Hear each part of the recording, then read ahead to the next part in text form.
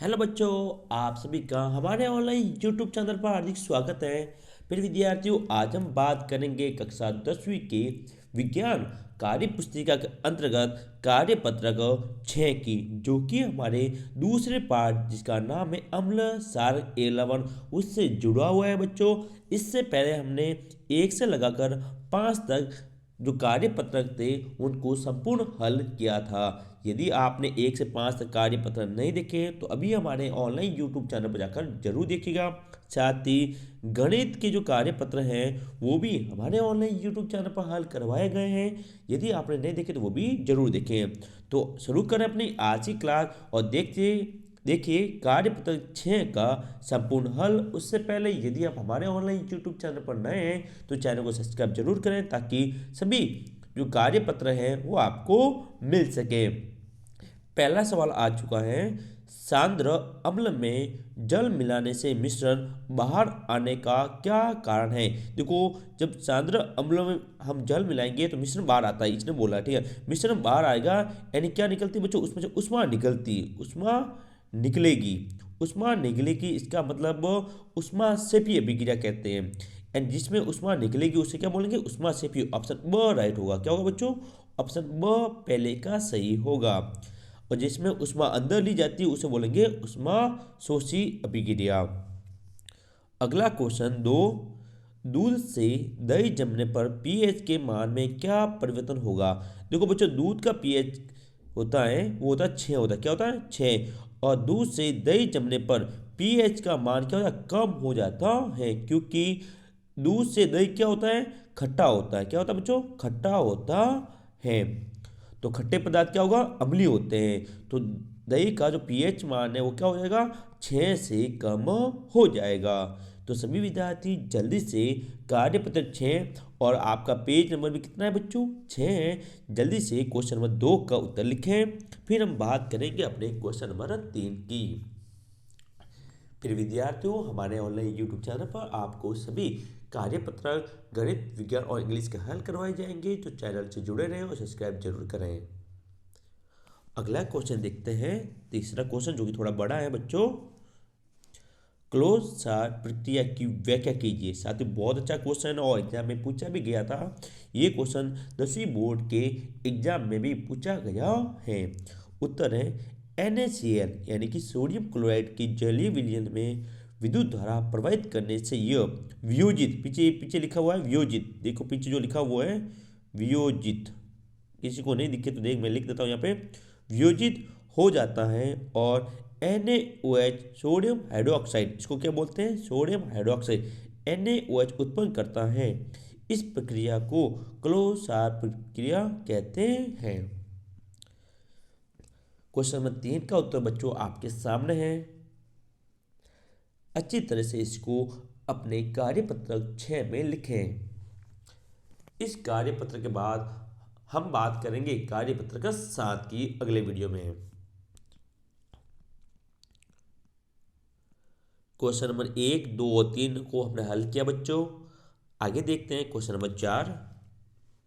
देखिए question number 4, जल की स्थायी कठोरता हटाने के लिए काम में आने वाले यौगिक का नाम और सूत्र बताइए।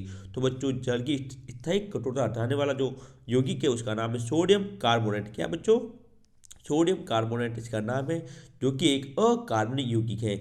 इसका रासायनिक सूत्र है Na2CO3। क्या है बच्चों, Na2CO3।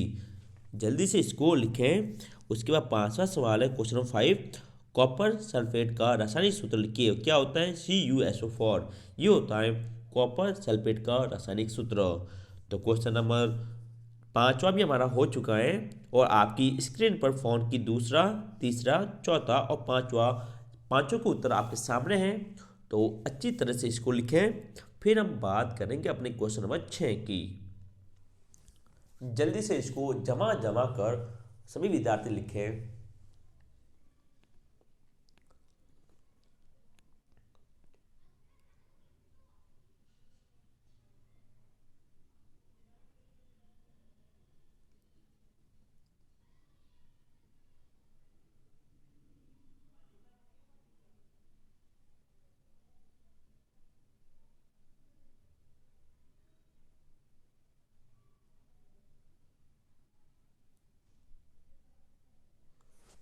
लिख दिया बच्चों।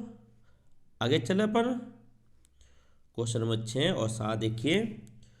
प्लास्टिक और पेरिस की जल के साथ अभिक्रिया का रासायनिक समीकरण लिखिए। तो देखियो यहाँ पे मैं लिख के आया CuSO4.1/2O। ये है प्लास्टिक और पेरिस। क्या बच्चों, इसको बोलते हैं plaster of Paris.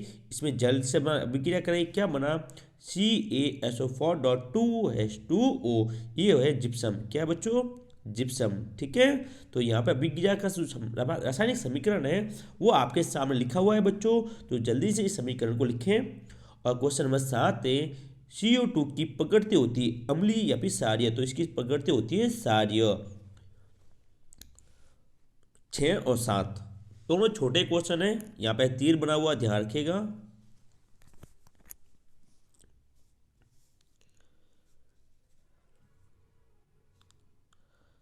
Question number 5, 6 और 7 हो चुके हैं हमारे। आगे बात करते हैं क्वेश्चन नंबर 8 की। क्लोरीन से क्रिया करके विरजन चूर्ण बनाने वाले पदार्थ का नाम बताइए। तो वो है CA कोष्टक OH2 कोष्टक 2 बुझा हुआ चूना। इसे क्या बोलते हैं, बुझा हुआ चूना बोलते हैं। ठीक है, आगे क्वेश्चन नंबर 9, सम्मिलित करना, आपको मिलान करना है कि इसमें सभी में कौन सा अम्ल पाया जाएगा। तो देखिए सिलिका में पाया जाता है एसिटिक अम्ल। क्या पाया जाएगा बच्चों, एसिटिक अम्ल। टमाटर में पाया जाएगा ऑक्जेलिक अम्ल।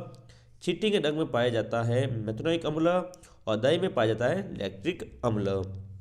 ठीक है, और देखो चींटी के रंग में इस मेथनोइक अम्ल का दूसरा भी नाम है, इसका नाम है फॉर्मिक अम्ल। क्या है बच्चों, फॉर्मिक अम्ल। ये क्वेश्चन 10वीं बोर्ड के एग्जाम में 2 साल पहले पूछा गया था कि चिट्टी के रंग में कौन सा अम्ल पाया जाता है। तो फॉर्मिक अम्ल बोले या फिर मेथनॉइक अम्ल बोले, दोनों ही सही आंसर होंगे। ऐसा ही पूछा जा सकता है मधुमक्खी के बच्चों, इसे मधुमक्खी होती है उसके रंग में कौन सा अम्ल पाया जाएगा। तो वो भी होगा मेथनॉइक अम्ल और फॉर्मिक अम्ल। जल्दी से इसको लिखें आप। क्वेश्चन नंबर 9 और इसी क्वेश्चन के साथ हमारा कार्यपत्रक 6 समाप्त होता है बच्चों।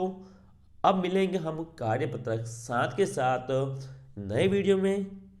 तब तक के लिए जय हिंद, जय भारत। वीडियो अच्छा लगाओ तो आपकी कक्षा 10वीं के सभी दोस्तों के साथ वीडियो को शेयर कीजिएगा। और चैनल पर नए हैं तो चैनल को सब्सक्राइब जरूर करें। जय हिंद, जय भारत।